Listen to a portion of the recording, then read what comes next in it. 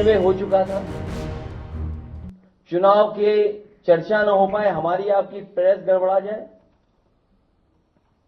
इसलिए जानबूझ करके सुबह सर्वे की टीम भेजी है, जिससे माहौल खराब हो जाए, कोई चुनाव पर चर्चा न कर सके।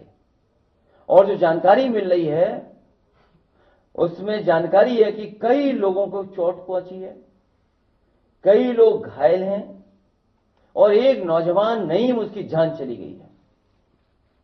आखिरकार जब सर्वे हो चुका था मस्जिद का, तो दोबारा सर्वे क्यों करा ये सरकार, और वो भी सुबह और बिना तैयारी के। कानूनी और कोर्ट के जो प्रोसीजर उसमें मैं नहीं जाना चाहता हूं कि दूसरे पक्ष की सुनवाई ही नहीं है, कोई सुनने वाला नहीं दूसरे पक्ष को। और ये जानबूझ के इसलिए किया है कि आज किस बात पे चर्चा हो, किस इमोशन पे चर्चा हो, ये जानबूझ करके सरकार ने कराया है। ये जो संभल में हुआ है, बीजेपी सरकार प्रशासन सब ने मिलकर कराया, जिससे कि चुनाव के धांधली पर, चुनाव की बेईमानी पर चर्चा न हो सके।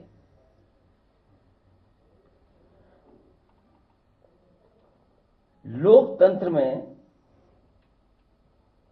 सच्ची जीत लोक से होती है, तंत्र से नहीं। लेकिन ये नया लोकतंत्र जो बनाया भारतीय जनता पार्टी ने, उसमें लोगों को वोट नहीं डालने दे रहे हैं, अपने तंत्र को आगे कर दे रहे हैं। और जब कभी भी निष्पक्ष जांच होगी, जिस समय निष्पक्ष जांच होगी और तमाम वीडियोज जो या सीसीटीवी के माध्यम से जो रिकॉर्डिंग होती है बूथ की, जब उसकी सच्चाई सामने आएगी तो पता लगेगा कि वोटर्स ने वोट नहीं डाला, वहां के कौन वोटर बन गए ये भी किसी को नहीं पता। बूथ के अंदर किसने वोट डाला किसी की जानकारी नहीं है। जिस जीत के पीछे छल होता है वो दिखावटी जीत का छलावा होता है। जो सबसे ज्यादा उसी को छलती है जिसके छल करके जीत का नाटक रचा है। ये पूरा नाटक है इनका, भारतीय जनता पार्टी का। ये जश्न मनाना, लड्डू के नीचे लड्डू को रखने वाली जो वो थोड़ा बहुत जो मिठाई वाले लगाते हैं, बिना हटाए लड्डू खिला देना, ये सब नाटक था। ऐसी जीत जीतने वालों को कमजोर करती है, नैतिक रूप से उनके जमीर को मार देती है। बिना जमीर के जीने वाले अंदर से खोखले होते हैं। ऐसे लोग सबके सामने अपने को ताकतवर दिखाने की कोशिश करते हैं, लेकिन अकेले में आईने में अपना मुंह देखने से भी डरते हैं।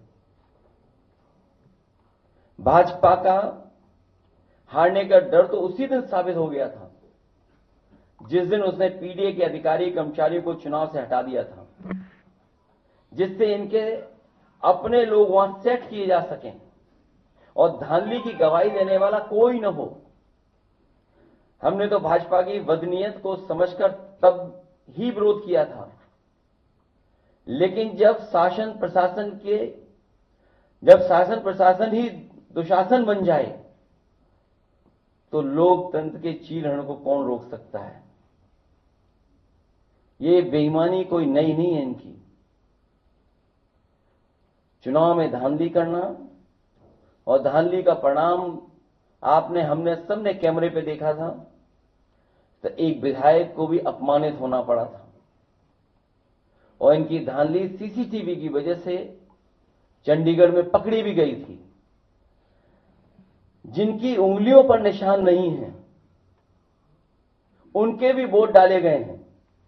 ये विधायक जी बैठे हैं, वो जानते होंगे। इनकी विधानसभा में बड़े पैमाने पर लोग हैं जिनकी उंगलियों पे किसी के निशान नहीं है, लेकिन सुनने में आ रहा है कि उनका वोट डल गया है। जिनकी उंगलियों पर निशान नहीं है उनके भी वोट डाले गए हैं। चुनाव आयोग अपने दस्तावेजों में देखे कि जिनका नाम दर्ज है वो बूथ तक पहुंचे भी या नहीं। जिस समय ये जांच होगी कि लोग बूथ तक पहुंचे कि नहीं पहुंचे हैं, दूध का दूध पानी का पानी हो जाएगा। अगर ईवीएम की कोई फॉरेंसिक जांच संभव हो, अगर ईवीएम की कोई फॉरेंसिक जांच संभव हो तो बटन दबाने के पैटर्न से ही पता चल जाएगा कि एक ही उंगली से कितनी बार बटन दबाया गया है। और अगर ये संभव हो तो ये पता किया जा सकता है कि एक ही उंगली से कितनी बार बटन दबाया गया है। और सुनने में यहां तक आया है कि जो लोग बाहर थे उनको चिन्हित पहले ही कर लिया उन्होंने। जो लोग बाहर थे उन्हें चिन्हित पहले ही कर लिया और उनके वोट भी इन्होंने डाल दिए। ये नए जमाने की इलेक्ट्रॉनिक बूथ कैप्चरिंग है। ये नए जमाने की इलेक्ट्रॉनिक बूथ कैप्चरिंग का मामला है जो कोर्ट की निगरानी में होने वाली मतगणना में कैमरे के सामने हेराफेरी कर सकते हैं। वो अपने लोगों के बीच बूथ के बंद कमरे में क्या नहीं कर सकते। अगर पीडीए के अधिकारी कर्मचारी बदलकर धांधली न की होती तो भाजपा एक भी सीट के लिए तरस जाती, जैसे कि लोकसभा चुनाव में हुआ था। जब ऐसी व्यवस्था मिल्कीपुर में नहीं हो पाई तो वहां का चुनाव भी सरकार ने टाल दिया। और धांधली करने के लिए ही, और इस बात की भनक जब पड़ गई सरकार को कि जो लोग छुट्टी पे आए हैं वो लोग भी भारतीय जनता पार्टी के खिलाफ मतदान कर करके जाएंगे, तो इन्होंने चुनाव की तारीखें बदल दी थी।